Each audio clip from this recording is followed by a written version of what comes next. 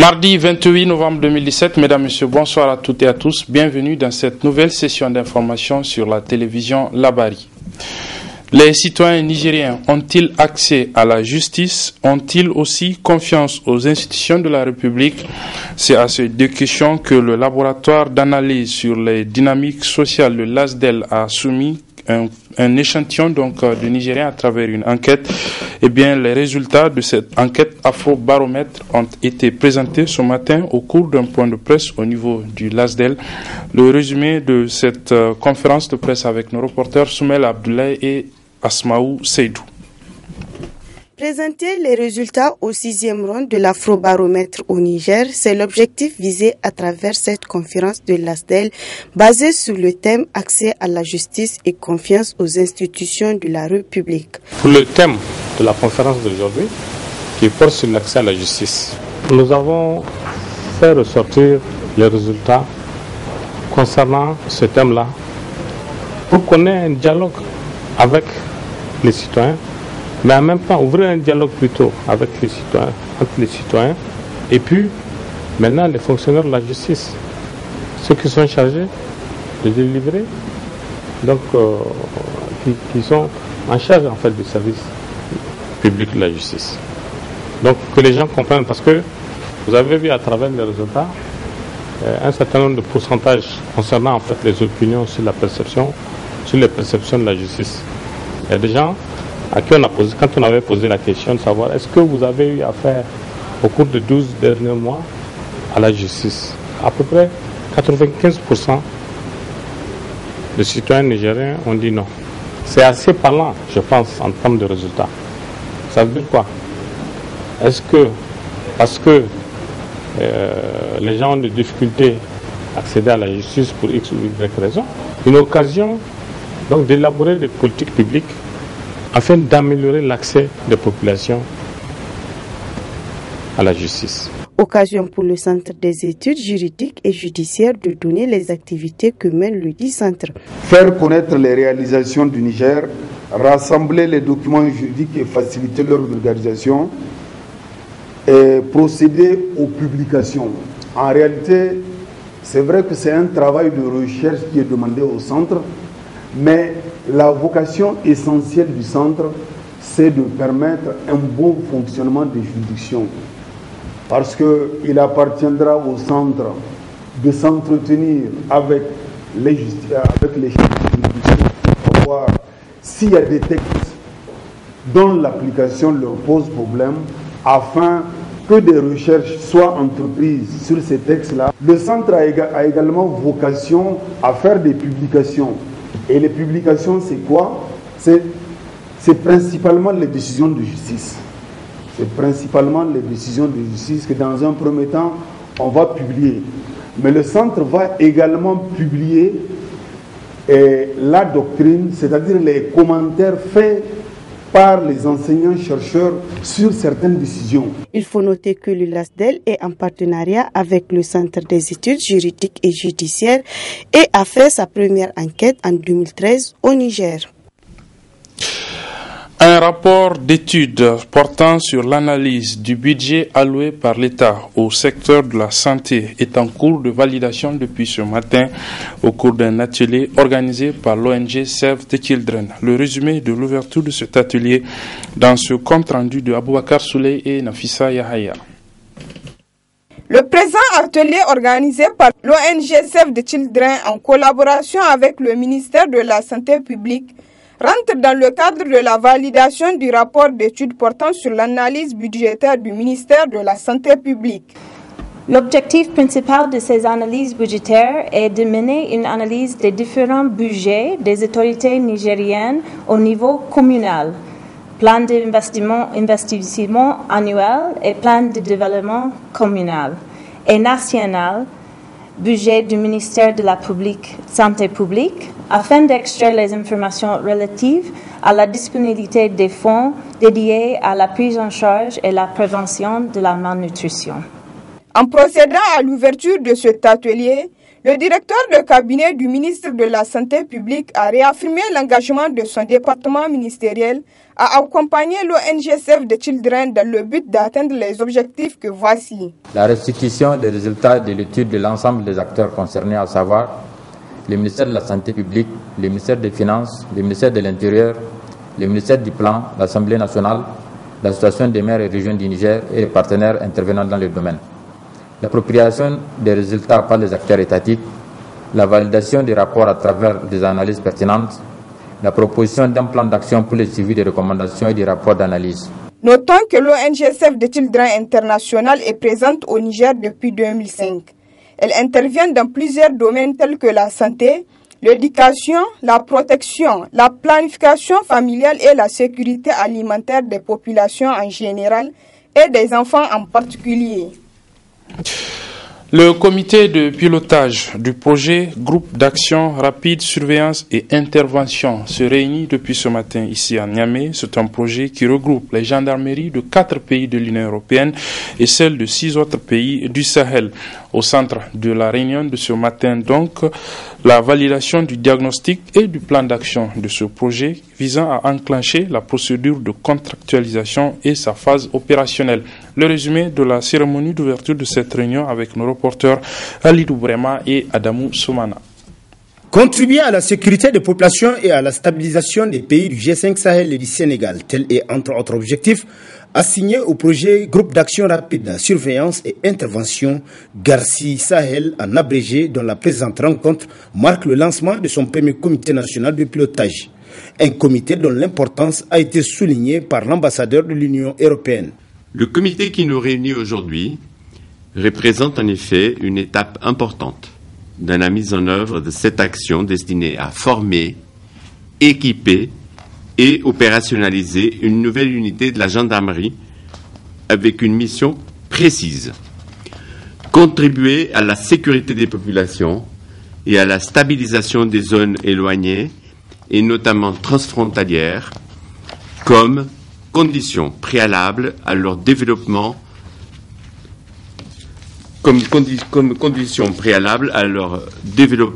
socio-économique durable. La constitution simultanée d'unités similaires dans l'ensemble des pays du G5 Sahel ainsi qu'au Sénégal permettra par ailleurs de créer des conditions favorables à une meilleure coopération transfrontalière et régionale. Au diplomate européen de poursuivre son intervention en soutien le lien entre Garci et le G5 Sahel. La mise en œuvre du plan Garci devra bien sûr également s'inscrire dans les mécanismes de coordination du G5 Sahel, notamment dans la perspective de la prochaine présidence, qui sera assurée par le Niger, et de ses différentes initiatives. Je veux bien sûr citer la force conjointe du G5 Sahel, dont je veux par ailleurs saluer ici la récente opérationnalisation. La mise en œuvre de ce projet renforce donc encore l'excellente coopération existante entre l'Union européenne, ses États membres et le Niger, et je formule ici le vœu que la future unité Garci et ses personnels contribuent efficacement à la sécurité des populations des zones frontalières et à une lutte plus efficace contre les menaces transnationales, y compris celles posées par les réseaux terroristes et de criminalité organisée. Notons que ce comité de pilotage, co-présidé par un représentant de l'État nigérien et un de l'Union européenne, est chargé d'assurer l'orientation stratégique et technique de la mise en œuvre du Garci Niger, à l'instar des autres pays bénéficiaires. Un autre comité national de pilotage qui se réunit depuis hier cette fois-ci, c'est celui du projet pour l'autonomisation des femmes et du dividende démographique au Sahel, le Suède. C'est une session ordinaire de ce comité de pilotage qui se tient donc depuis hier au niveau de la primature. Au cours de cette deuxième session, les différentes parties prenantes à ce projet ont passé en revue les actions menées au profit de dans le cadre de l'exécution de ce projet en vue de dégager les perspectives. Retrouvons Halidou Brema et Adamou Soumana pour le résumé. Les membres du comité national de pilotage du projet de l'autonomisation des femmes et de dividendes démographiques au Sahel, points focaux et partenaires techniques et financiers se retrouvent ainsi dans le cadre de leur deuxième session ordinaire. Une session qui permet non seulement d'examiner les recommandations issues de la dernière réunion du comité technique, mais aussi et surtout de passer au peigne fin les différentes activités menées par le projet en près d'une année d'existence et dégager les perspectives. Occasion pour le président du dit comité de souligner la pertinence de ce projet au Niger. Le SUED représente une formidable opportunité pour le Niger, qui détient le triple record du mode de forte croissance démographique, 3,9% par an, de forte fécondité, 7,6 enfants par femme, et de fort taux de mariage précoce. 76% des filles âgées de 20 à 24 ans sont mariées avant l'âge de 18 ans. Il en résulte que la population du Niger est extrêmement jeune. 69% des Nigériens ont moins de 25 ans. L'inadéquation entre le fort taux de croissance démographique et le faible taux de croissance économique induit un fort taux de dépendance qui se traduit par une proportion élevée d'inactifs, malgré les efforts d'investissement consentis par l'État. Cette situation peut être fortement améliorée si des investissements stratégiques sont faits, notamment dans les domaines de la population, de la santé et de l'éducation, incluant l'éducation informelle des adolescentes. Et si des bonnes politiques économiques sont mises en œuvre à travers une bonne gouvernance. Ainsi, à l'issue de quelques heures de riches et fructueux échanges, le comité national de pilotage du projet SUED a eu à formuler d'importantes résolutions. Le comité national de pilotage engage l'unité d'exécution du projet à réaliser une évaluation à mi-parcours en vue de la prorogation de la dite date de clôture du projet. Fait à Niamey le 27 novembre 2017, la session. Le comité national de pilotage engage son président à entreprendre en relation avec les comités nationaux de pilotage des autres pays SUED sous une démarche utile pour la prorogation de la dite date initiale de clôture du projet. Fait à Niamey le 27 novembre 2017, la session. Des résolutions qui seront sans nul doute prises en compte vu l'importance de ce projet pour le renforcement de l'autonomisation des femmes et des filles au Niger en particulier et du Sahel en général. Début ce soir même ici à Niamey du premier festival international de reggae au Niger, il est dénommé Havre de Paix. C'est une initiative du reggaeman nigérien Black Miller. Pour annoncer l'événement, il a animé ce matin avec les autres membres du comité d'organisation un point de presse résumé dans ce compte rendu de Sadoudoumi et Abdelrazak Hamidou. Enfin, nous dira l'autre. Enfin, un festival de reggae au Niger. Le Festival international du reggae du Niger, Havre de Paix, est le premier festival de ce genre au Niger. Il a été pensé et mis en place pour combler le vide qui existe dans ce genre musical. Le présent point de presse se tient en prélude à la première édition. C'est par un élan, j'allais dire, de jalousie que nous avons conçu parce que nous étions dans les festivals des autres, j'allais dire, au niveau de la sous-région et même au niveau international. Et nous sommes dit que pourquoi pas pour le Niger, parce que nous n'avons pas de grands événements pour faire venir nos amis artistes au niveau international. Donc nous avons dit, il faut oser, on dit c'est le premier pas qui coûte. Et nous avons cherché le prix de ces premiers pas-là, d'où la naissance de ce festival international de reggae du Niger, Havre de Paix. Havre de Paix, pourquoi devant toutes ces vicissitudes et les problématiques de la paix et de la sécurité, d'abord commencer par le Niger même, et au niveau de la sous-région et au niveau international, le monde est inclin aujourd'hui à des problématiques de sécurité et de paix. C'est pourquoi nous avons fait un lien entre la musique reggae, toutes les musiques, mais particulièrement la musique reggae, les reggaeman et la culture de la paix. Nous sommes dit que c'est possible au même titre que les acteurs de la société civile, que les acteurs politiques et que ceux encore sont en train, n'est-ce pas, d'apporter leur contribution pour asseoir un monde de paix. Au nom du ministère de la Renaissance culturelle, des arts et de la modernisation sociale, féliciter l'initiative pour l'organisation donc de ce festival Havre de Paix. C'est une initiative louable et vous allez constater que le ministère est là en ma personne, mais nous aurions dû être une délégation beaucoup plus importante. n'eût été donc des activités qui sont en train de se dérouler actuellement et pour lesquelles mes collègues, d'autres collègues en tout cas, sont encore à ces activités-là. Donc je suis là pour représenter le ministère. Havre de paix, oui. Festival qui sera loin d'être un de plus, mais sera un espace de donner et de recevoir. L'événement, avant d'être, a déjà suscité des engouements hors de nos frontières. Et il est temps qu'au Niger, nous commencions par prendre en fierté nos valeurs. C'est pour, n'est-ce pas, révolutionner tous ces paramètres-là. Donc, même si, par ailleurs, entre nous, on s'entremange, on ne s'entend pas sur des points, on fait de ceci, on fait de cela, au niveau quand même du bien-être, il y a la paix au Niger. Voici la signification de Havre de paix, donc c'est le Niger Havre de paix. Plusieurs pays de la sous-région seront de la partie. Il commence aujourd'hui et un spectacle est prévu pour demain à partir de 20h au centre culturel Oumaganda. Enfin, un mot de sport pour refermer cette édition avec la fin, le week-end dernier, à Niamey, d'un championnat, en tout cas d'une compétition de pétanque dénommée Champions Club Pétanque. Le tournoi a enregistré la participation de plusieurs clubs de la capitale et au finish, c'est le club Sada qui a remporté la coupe, comme nous le rapportent ici Aboubakar Souley et Ibrahim Abdou Tikire. Il s'agit d'une compétition dénommée Champions Club de pétanque organisée par la Ligue régionale de pétanque de Niamey.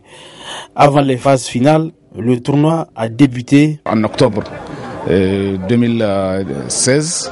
Donc c'est ça qu'on a joué aujourd'hui. Donc il y a eu les demi-finales et puis maintenant aujourd'hui nous sommes à la phase finale. En début de saison, on recense le nombre des équipes qui sont affiliées à la Ligue. Donc à l'issue de ce recensement, les équipes, il y a les droits d'engagement, donc les équipes s'inscrivent pour la compétition. Présent au tournoi, le président de la Fédération nigérienne de pétanque a salué le dynamisme des membres de la Ligue de Niamey qui enregistre de plus en plus de joueurs de pétanque. Je m'en vais féliciter la Ligue de Niamey pour la parfaite organisation, n'est-ce pas, depuis le début du championnat jusqu'à maintenant, aujourd'hui. Ça va prendre fin aujourd'hui si vous voulez. Alors, je m'en vais également remercier Niger Telecom qui a bien voulu, n'est-ce pas, sponsoriser, si vous voulez, ces phases finales et dire que vraiment, au-delà de la Ligue de Niamey, je crois que toutes les autres ligues, n'est-ce pas, sont en train, n'est-ce pas, d'aller dans le même sens.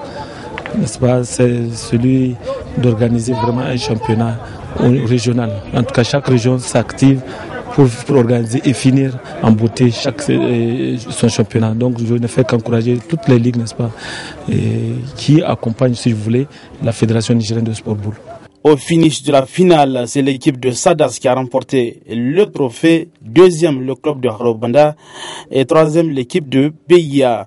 Les trois équipes ayant accédé au podium ont reçu respectivement 150 000 francs CFA, 100 000 francs, 80 000 francs CFA et le quatrième 50 000 francs CFA. Rendez-vous est pris à Dosso en décembre prochain pour le championnat national de pétanque.